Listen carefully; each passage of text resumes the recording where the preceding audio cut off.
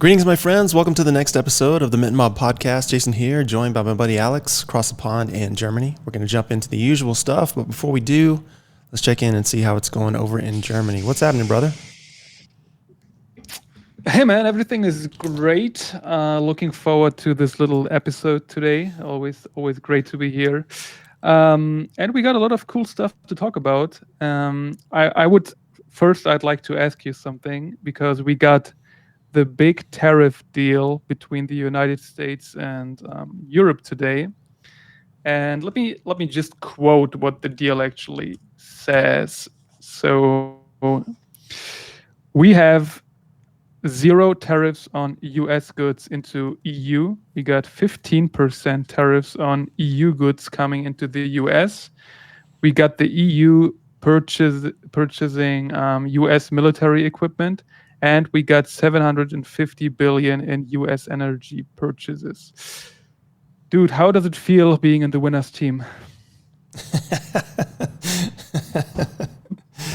I don't know, man. I'd have to go back in time and see just exactly, if that's true or not.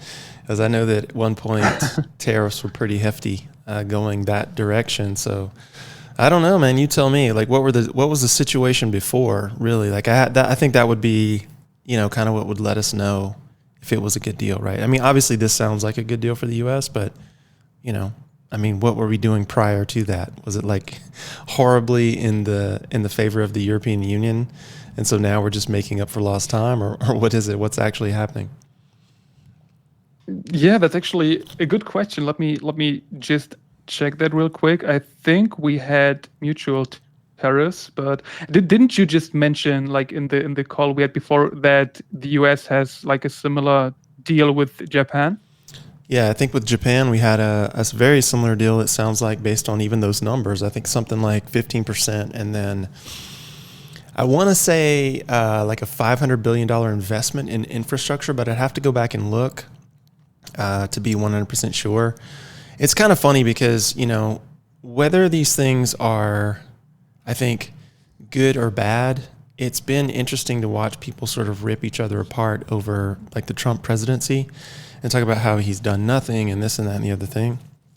And here we are, what is it, the end of July, right? So not even 7 months in, and I mean, it looks like he's doing a lot, to be quite honest with you. He's got a lot on the go, and I think because he is doing, I think, so much so quickly, I don't think that people are actually registering, and I know that the mainstream media is not covering him in a positive light, of course.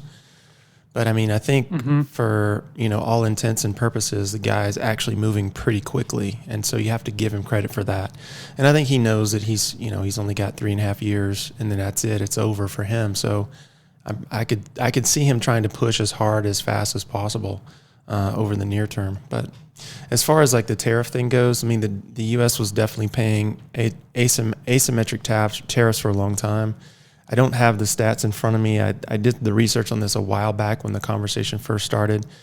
But to know if this was a good deal, it might just be equalizing what had transpired previously. It could just be balancing the scales. And, who knows? I haven't looked at it to see if there's a time limit on it or some sort of expiration date on it or anything along those lines. But if he is, in fact, getting these deals done, he promised them in the first 90 days, and this is a funny thing, like the liberals are picking him apart because he's like, in the first 90 days, we're going to have this, this, and this, which was completely unrealistic in political terms. Everything happens really slowly. But to have some deals coming through now at the 7th month of the the second term, first year of the second term is, I think, it's pretty cool. Like, it shows that he's moving. So who knows where we go from here? I think the populist, sort of population here in the U.S., people are at each other's throats, like they're strongly one side or the other, and they're forgetting, to root for Team America. They're just like, oh, I want to root for my team, or I want to root against the other team. But, Team America is getting lost in there somewhere. So I'm more concerned at home with like what's happening with the division here amongst the populace. Mm-hmm. Yeah, so I just did a quick research and looked it up. So in the era before Trump, we had low tariffs and then some sort of open trade between the United States and the European Union. US average import tariff on EU goods were around 2.3%, and EU average import tariff on US goods were around 3.5%, so slightly higher. But it's like interesting to see that, you know, in the end, it looks like the United States always get what they want. Like, at least looking at the current deals we've seen so far. I think I just read that they paused tariffs on China again for like 90 days, and I think the deal between the United States and China is probably the most significant one, and with the biggest volume, right? Yeah, for sure. I mean, so many of the goods are made in China and Southeast Asia. I mean, it's not just China, but I mean, actually, it's kind of funny because China, the rise of the middle class in China has kind of pushed some of the manufacturing out to poorer Asian countries, you know, so like your Taiwans and your Indonesias, that sort of thing. But yeah, it's interesting, man, to see what's going to happen. You know, everyone was all up in arms with the sort of China, I guess you'd call it almost like a Cold War, really. But then when you looked at the list of items that were excluded from tariffs, it was pretty crazy. So like even the initial sort of warning shot from the Trump administration about the tariffs going out over to China was pretty hollow because it exempted a lot of things like Apple iPhones, for example. I mean, like, come on, man. Like, you know, that's a multi-$100 billion business just on iPhones alone. So, I mean, it's not like they were, you know, trying to, you know, like kill the relationship with China. They exempted everything that they thought was really, really important, or at least the top 5 or 10 things that they thought were important. And I remember iPhones are one of them.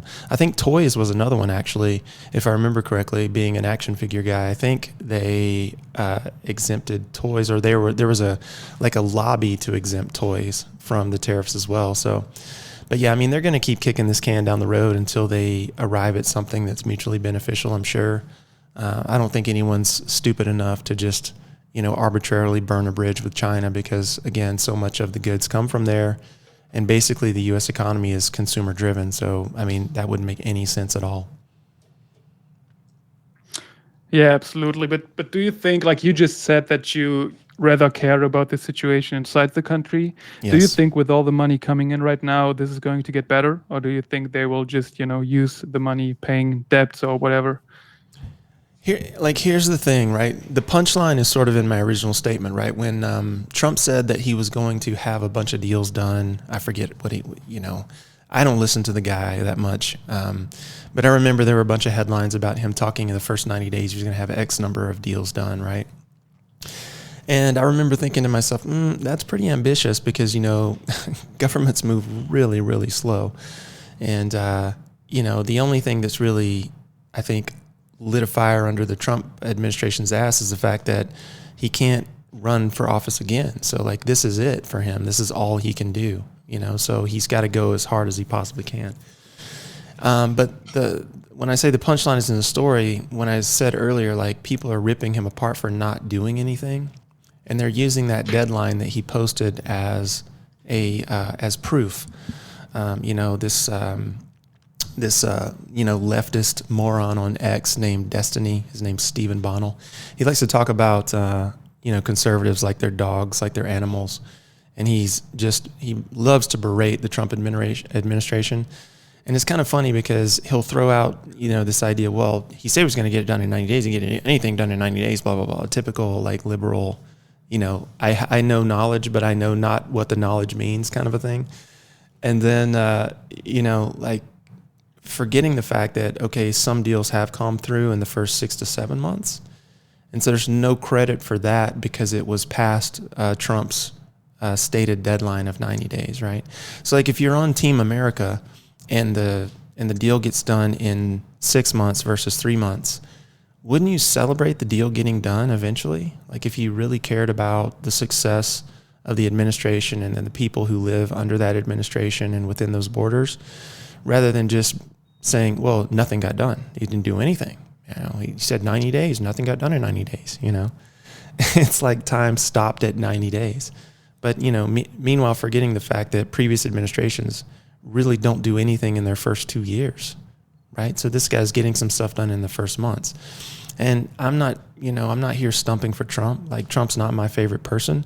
But when it comes to getting shit done, it's fun to see a politician move in any direction, because the truth is they move so incredibly slowly. So when I think about, this attitude of watching your P's and Q's and looking at the details more than the sort of outcomes that are being generated, whether they're on your particular time scale or not, that tells me that we've got a massive population who aren't really concerned with the overall well-being of the nation, but concerned with whether or not their side wins.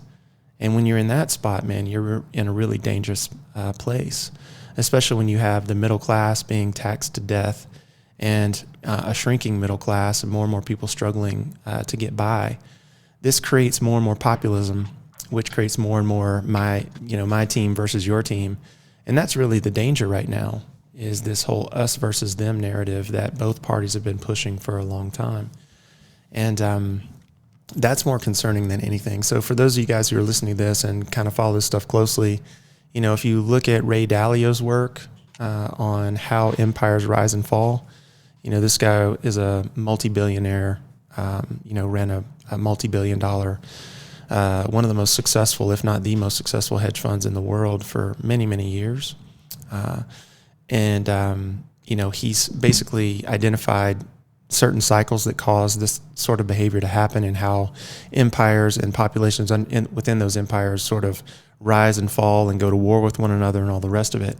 And, there's a sneaking suspicion among people who follow that work that the U.S. is on track to go to war with itself, which would be obviously an incredibly terrible outcome. So, that's what I'm seeing. I'm seeing more and more vitriol from the team picking and not enough unification around this is who we are and this is what we want to create. So that's definitely problematic. Yeah, absolutely. But I think the problem you're describing is, not just related to the United States. I think we have that in almost every Western country. But like you're right. You cannot deny that Trump gets shit done, and just look at his first week. All the executive orders he signed. But like JD Vance would be eligible to run for president, right? Yes, of course he'd be eligible. Trump would be gone though, so I think.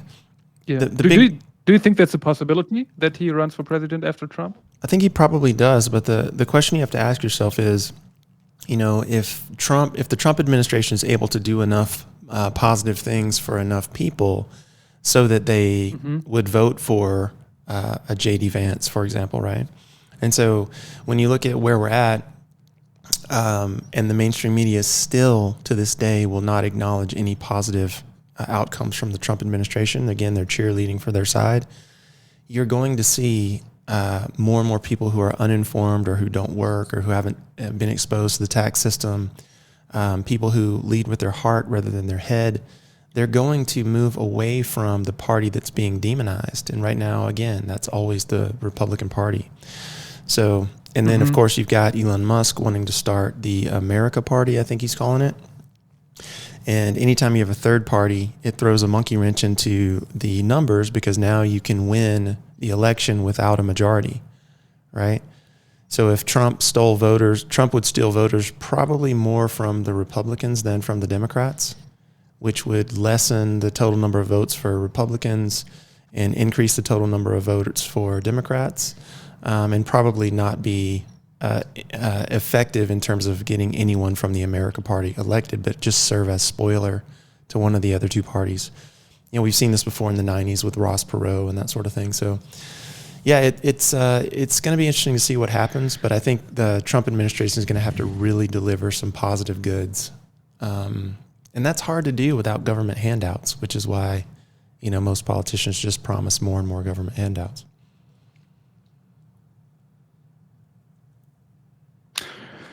Yeah, man, absolutely. I mean, one thing is for sure: U.S. politics never get boring, and looking forward to see to see what happens in the future. One thing I wanted to touch on that I just read is I saw that PayPal allows merchants to accept crypto payments. Not here in Germany, obviously. Did you like? Do you see something like that? Like when you open PayPal, are you able to pay with crypto? Yeah, when I open my PayPal account, I actually have some Bitcoin in my PayPal account, and just a tiny little amount. But yeah, it's right there. You have crypto wallets for I think it's Bitcoin, ETH. I forget the others, but Bitcoin, ETH, maybe Solana's in there, maybe USDC. The majors. I think most of the majors are in there. It's not a robust wallet, but there's a few. I think they have their own token, right? PYUSD. Yeah, they do. That's obviously in there. Oh, okay. Yeah, but I think it's like it opens the gates for like how many million people, like 600 million or something, using crypto, and I think that's a great thing, and I love that PayPal in general is very crypto friendly and has always been. I think PayPal has done a lot for like monetary exchange just in general. I mean, obviously they started back in the day as one of the very first companies that actually addressed the problem of transacting online, person to person, right? So they've been in the game since the beginning. And yeah, I mean, it only makes sense that they would incorporate crypto for sure. Yeah, absolutely. What else did I read? Venmo and PayPal users can now send money to the US government to help pay down 36 trillion national debt. How much did you send already? Absolutely zero. Yeah. They get that one way or another, right? Via taxation. It's funny, right? Like this year has been I would say one of the worst years of my life from a like sheer monetary standpoint, from being robbed of a massive portion of my wealth in January, to just little things happening like transmissions going out on cars, or like this past week I had a water heater here at the house break, right? And so I'm like, do I really want to replace this water heater with like a standard water heater, or do I want to use like the tankless kind of water heater, the small square one, And I was like, let's be like the cool kids and let's do the tankless one, right? And so I'm shopping around and I find one at Home Depot for like $1,200, right? So it's like twice the money of a tanked water heater, of a regular water heater already. But then you go to check out, right? And so the money that I'm spending, I already earned from someone who paid taxes on that money. Okay, I have to pay taxes on that income as well. Now I'm going into the store and I'm going to buy a $1,200 water heater with cash that's already been taxed at least twice that I know of. And now I have to pay like 9.3% sales tax on top of that. So it's another $110 or whatever it is on top of the $1,200. So now I'm at $1,300, right? And so the government has taken tax money on that money that I'm spending multiple times. And so people look at tax rates and they're like, oh, well, the U.S. has like a lower corporate tax rate, or the U.S. has like a lower individual income tax rate. And while that's true in a lot of cases, you still have to factor in all the taxes that you pay to consume goods. And people forget that, right? So right now, the middle class in the U.S. is paying more than half of its income out to taxes. So basically they're slaves for 6 months out of the year to the state, local, and federal governments. And this is ridiculous and unsustainable. The same thing's happening in Europe. This is why you're seeing so many people fighting in the streets over, economic policy and handouts and this sort of thing, right? So, like when it comes right down to it, I think that the monetary problems can only be solved by young people embracing crypto, right? So like the PayPals and the Venmos, and now banks who can now custody stable tokens, like all of these different avenues for younger people to get involved in an asset that won't be devalued, or that can at least be somehow protected privately from double and triple and quadruple taxation. Like this is one of the ways that you can protect yourself from all of that. And so there's no better option, there's no better market, there's no better time for anyone who's curious to be involved in the crypto markets and start learning about them, So all of the things that you mentioned previously, and the like the PayPals and the Venmos, for example, they are just perpetuating the story that, hey, you should take a look at this. And as that continues to grow, again, adoption continues, and people who were here earlier will reap the most benefits. So yeah, I'm 100% behind that. So, from what you said, I guess you haven't donated anything, but yeah, I get that. I mean, you kind of pay for. Yeah, I'm forcibly, I'm forcibly donating multiple times from the same dollar. That was kind of the point of my long story there, right? Like we all do that. That's what I wanted to add. Yeah, exactly. Absolutely. I always wonder how countries or cities like Dubai manage to have zero income tax. I have no idea. Is it because of the resources, all the gas and oil they have, or what is it? Well, people forget here in the U.S., like the income tax wasn't a thing until the central banks were created, right? And Social Security and all the rest of it. So, like at the inception of a economic system, governments tax transactions, and that's perfectly fine because on some level you could argue, all right, well, you're doing business inside my jurisdiction, and the people within this jurisdiction are being protected and provided for in some semblance by the government that resides over that jurisdiction. So you could say, okay, there's a privilege that I pay for to do business in this jurisdiction, right? And that's one argument for taxation. So if I'm a business and you're a business and we trade, let's say, like you deal with cars in the real world and I need a car, right? So I come to you and I buy a car and that transaction bears a taxation. Okay, fair enough. But after that tax is paid and you pay yourself whatever profits out of that particular transaction, there shouldn't be more tax owed on that particular money because it's already been taxed. Does that make sense? So like, let's say you sell me a car for $10,000. Absolutely, yeah. Right? And of that $10,000, let's say 2,000 of it's profit.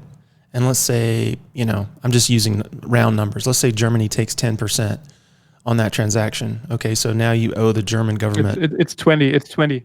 Okay, so now you owe the government $400 out of that transaction. Okay, so you pay them the $400 and you pocket the $1,600. All right, well, the $1,600 you pocket has already been taxed, but because you're going to get a record of that transaction showing that you had received a payment of $1,600. Now you're going to have to pay tax on that income, and that should not happen because that money was already taxed. But in the U.S. and other Western developed nations, we continue to tax the same money over and over and over and over again. That's the problem. Yeah. I mean, I totally get that from the example that you just made. Obviously, like from the 1,600 and all the other profits I have, I would have to pay around 40%. Yes. As an income tax, after the whole year. And then obviously once all that money is taxed and I have it in my bank account, I have to pay taxes when I consume goods, as you just described. Mm-hmm. And that obviously sucks. So then you have to pay tax for properties you have, and it's all the time paying taxes. And still like the most like the biggest fines you can get is when people try to avoid paying taxes. Obviously people have to like go to prison for pretty low low tax avoidances, whatever, while people doing much worse things don't have to fear any jail or whatever. Like this is one thing that has always been a problem with Western countries, in my opinion. I'm not sure if African or Asian countries are comparable, when it comes to taxation, but it's definitely a major problem. And obviously the money we pay in taxes is like not even spent the way we would want it. So that's why we have that's why it doesn't make sense for many people. The whole system doesn't make sense. Yeah, of course. And the biggest problem with the whole system from an economic standpoint is that once it starts to unravel, you can't stop it, right? So we're at a place in time right now where people are consuming tons and tons and tons of social media. And I mean, like just this past week alone, like I saw I don't know, at least 3 posts where people took screenshots. Now, I don't know if these are true or not, but they took screenshots of their total portfolio value in crypto. And they're like, one guy's like, I hit my $1 million mark. I'm selling everything. I'm done. Right. And another guy was at like 900. And he's like, I've hit my mark. I'm done, blah, blah, blah. And like, when you look at that as someone who doesn't have that type of wealth or that type of money, there's an envy that's created. And so social media has sort of manifested like more and more and more envy. Like, you see this person and that person making these crazy deals and this and that. And it's such a small percentage of the population that live that way, but it looks like it's everybody and you're not participating. So then there's this envy created, right? And then when governments try to solve problems, really their first and only line of defense against financial problems is to print money. And when they do that, they rob from the poorest people. And then wealth inequality expands because wealthy people own assets, and assets go up in value when inflation is in the system. So every time they print money to help quote unquote poor people, they make rich people richer and poor people poorer. And so the craziest thing about like the modern left is that they think that more government handouts and spending is going to somehow solve this problem. And it doesn't. It makes it worse every single time. And like right now you're seeing, I saw an article, was it this morning or yesterday, where Britain or England is expected to lose roughly 16,500 millionaires over the next 5 to 10 years because of their wealth tax policy. So now they're starting to create this situation where they've repealed a law that says if you live within their jurisdiction, you don't have to pay tax on money that you earned from other countries, right? So now if let's say you're an American citizen or, you're a citizen of another country and you earn your money in another country, well, you're now going to have to pay tax on that if you live within the borders of Britain. And so people don't understand this, but when you get to the point where you start doing things like that, both quality people and quality money goes to where it's treated best. So all of those people are projected to leave. They've already begun. There's a mass exodus of millionaires from the UK right now, right? And one of the places that they're headed is the US, but the US is talking about instituting similar wealth type tax policies. And people don't understand the difference between wealth and money, right? Like, people look at Elon Musk and they're like, oh, the guy's worth $300 billion. He's got $300 billion. Well, no, he doesn't. Like, the total value of his assets might be $300 billion. But for all you know, he's got $100 in his checking account, right? Because the wealth is not the same as the cash. Now, sure, he can cash in his stocks, and I'm sure he's sitting on a ton of cash. But at the end of the day, it's not equivalent to his holdings. But those holdings are going to continue to go up in value so long as the U.S. government continues to print money. And that's going to make the wealth gap bigger, and it's going to make poor people poorer. And this is the thing that is so devastating and so hard, because like when you watch political elections and you see like the left voting for these policies that you already know are going to make the problem worse, it's just like, it's so frustrating to watch, man. I mean, I can't even put into words how frustrating it is. It's like, I always envision, like Christ on the cross going, like, forgive them, Father, for they know not what they do. That's like what I'm thinking when I see that sort of stuff happening. You know what I mean? Yeah, absolutely. But, in the end, the solution to all this is Bitcoin, actually, because you do not have to own expensive properties or whatever. You can just buy Bitcoin, even if you're not like one of the rich guys, and you will take part in, in all that as well, in that creation of wealth. And yeah, that's one good thing about crypto. And I feel like more and more people start to understand this. But I feel like I think I read it today again. I read again that all cryptocurrencies besides Bitcoin are going to zero.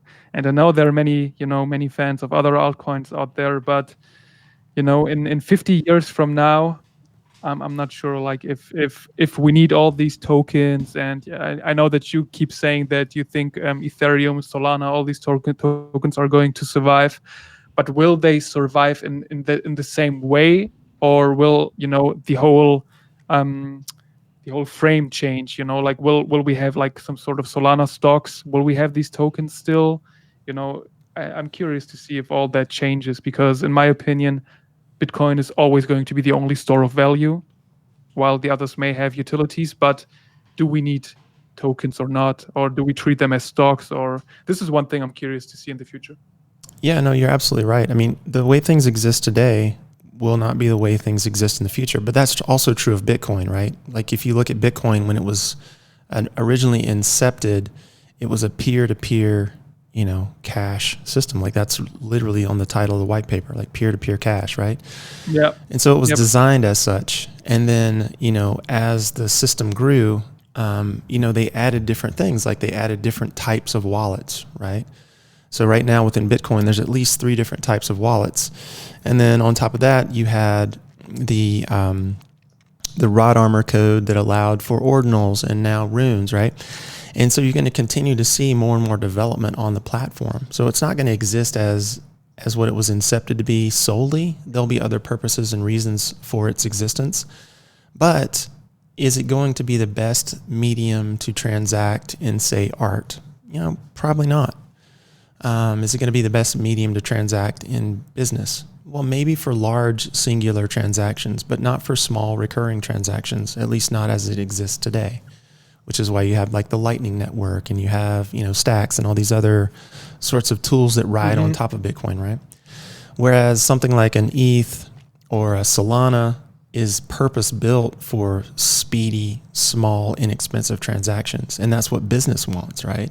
So when I say Solana has a lot of business use cases, they prove that time and time again by getting faster and faster and faster. Like just this past week, they released an announcement where block sizes were increased, and which of course allowed for faster transaction speeds because now you can stuff more transactions in the same block, right? So like they keep doing things to innovate speed and keep doing things to lessen costs. That's what business wants. But now if I'm if I'm an investor and I'm talking to a financial services company on the other side of the world, and we're doing some massive one-off business deal, that's probably going to happen in Bitcoin because Bitcoin is the most stable, right? So if I send it today, it's probably going to be worth roughly the same by the time you get it 15 minutes later. You know what I mean? Mm-hmm. Not true of ETH and Solana. I mean, those things might drop 20% in the next hour. You never know. Absolutely. And that's what I meant. Like when we see PayPal, for example, accepting crypto, I don't see a future where you can, basically choose between 30 cryptocurrencies and, pay with Solana, Ripple, Ethereum, Polkadot, whatever. I think what might be possible is that we see, all this happening with USDC, USDT, whatever, and on Solana network or maybe ETH or like whatever network. But yeah, like I said, I don't think that these assets are, that they, suit to be used as, for payments, because as you said, way too volatile and all that stuff. But yeah, that's my 2 cents. I think we should take some time and speak a little bit about NFTs, as well as we have a big thing coming up in the Goodfellas project. We got the Sirens who will be duplicated and come to Solana, our home chain. I think you did all that last week, right? The Sirens are already born on Solana. They're just waiting to be distributed, right? That's correct. Yeah, that was finished, I think, Friday night after our spaces. So yeah, I had already started Thursday and gotten, most of the way through it. Had some issues with the data and the numbering, of course, which I mentioned on spaces. But when we got off the call, I was able to get all that sorted and get it out with updated metadata and expanded metadata. We talked a little bit about that on the spaces as well. So those are ready to go out. And the numbers on Solana will match the same numbers as you had on Stargaze. So all you really need to do is submit the numbers and proof that you hold those numbers in the tickets, like Alex was talking about inside Discord. And then when we do the distro, it's really easy for us to just pull up those numbers in Magic Eden and transfer them over. So pretty simple, pretty straightforward. Absolutely. So the distribution will take place this week. Should be done by Sunday, at least for the wallets submitted by now. And after that, we will have an additional batch of 90 pieces drawn by the wonderful Daria. She gave us some more sneak peeks, and like I gotta say, it keeps getting better, man. I love the outfits, love the head traits, and looking forward to sneak peek it to the community. What do you think? Oh, they're absolutely gorgeous. And she's taken a lot of time, obviously, in these sneak peeks to make sure that she put, traits together that really work. So colors and shading, like she's taken the time to personally edit the pieces, which we've talked about a lot, like not just throwing together a computer generated set of NFTs, which have complex imagery because it doesn't work, but actually throwing a little bit of an editorial eye into the batches so that we kick out or modify all the pieces that don't really make sense. So she sent some pieces that she personally put together. And of course, they look amazing because being an artist, she took the time to actually match proper traits with proper colorations, and everything looks absolutely beautiful. They do look more modern, more streamlined, but they still hold that, that original vibe. So yeah, it's going to be pretty slick to see how they're how well received that they are compared to the original art. I think people are really going to love them. Yeah, absolutely. And like I think we can say that so she's currently working on the hand traits. So we have not seen many hand traits yet. And I'm really looking forward to those ones because obviously the hand traits are very special always. I think did she create a hand trait already? I think she did on the very first piece she sent us, which was no spoilers, right? let's drop a little alpha. Let's drop a little alpha for all the podcast listeners, which was like a stack of cash. You remember that piece? Yes, that was pretty cool. Yeah, and that that looked so awesome. So I'm like, she's very very very creative, and yeah, like we said, I love everything she created so far, and yeah, man, it's hard sitting on these pieces, not being able to show them, right? Yeah, for sure. But the thing is, we want to get this distro done so that everybody's got their pieces. I know, like STC, one of our collectors specifically, mentioned that she wanted to make sure she had both. She had the OG piece on Stargaze, and then she had its sister, its matching companion on Solana as well. So we'll get all that handled first, and then we'll open up the mint for the 90 pieces to move the collection from 210 to 300 so that we're at an even 300. And then we'll go from there. Everything should work really, really well. Absolutely. And on top of that, we of course have some incubator artists lined up as well. We got Anna up next. Anna is the one who served as a translator for Liam on Spaces. She's absolutely looking forward to speak on Spaces again. Beautiful piece she created. And then we have another girl from Iran. Jason, you can pronounce her name, right? Yeah, Katare, I believe is how she says her name. Yeah, something like that. Very, very beautiful piece, very talented artist as well. And she will be next after Anna. So we got plenty of pieces left, plenty of art left, plenty of things we want to share with you guys. And I'm looking forward to that. Yeah, think we got it all done, right? Yeah, man, we got her all in. Those are the high points anyway. And we'll obviously be back for Friday's Spaces and have more information for you guys. But for now, keep an eye peeled. Make sure that you've got your tickets submitted for your Stargaze pieces to get the mirrored version on Solana. And then also, if you have any outstanding AI or 21s pieces, make sure that you reach out and get those requested as soon as humanly possible. We're going to put those in Treasury for anyone who hasn't claimed their pieces yet. I know there's a couple people in my circle that still need to claim theirs. But go ahead and claim those as soon as humanly possible, and anything outstanding will go into Treasury. Yep, absolutely. So I wish you guys a great week. Looking forward to see you on Spaces on Friday. And yeah, have a good one. Bye-bye. Yeah, take care, guys.